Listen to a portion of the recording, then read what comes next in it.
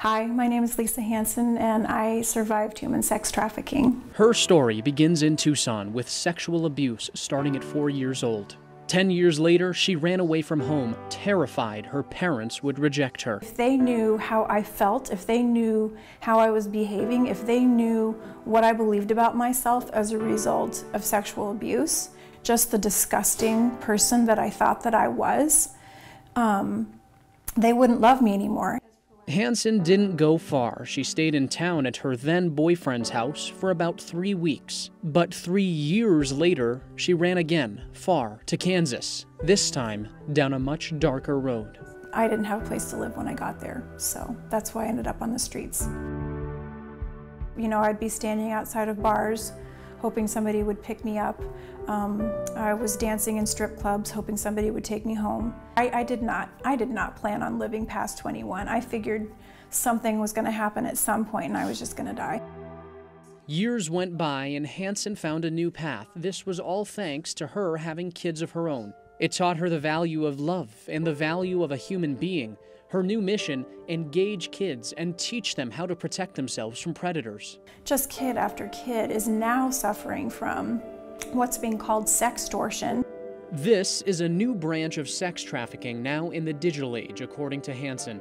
Predators meet kids online, they make them feel accepted and liked, all to build trust. Hansen says more and more kids are now having online sex where they are sharing nude photos and videos with people, sometimes with people they know and other times with people they've never met before. So it was never a real, I'm interested in you because you're an important person. It's I'm interested in you because you have something that I want. The most important component to me is teaching a kid what a healthy relationship looks like. This is where her father, Jerry Payton, comes into the fold. They work together at the organization called Sold No More, and they give presentations about sex trafficking to students in southern Arizona. They're often greeted with, "You're bringing somebody into your school to talk about what? The sexual abuse and sale of kids? We don't sell kids for sex in America. I mean, that's Eastern Europe, Southeast Asia, somewhere. Where are kids being sold for sex in America?" The answer, he says, while many of us don't want to hear it, is all over the country, in person and online. I don't want to hear about that.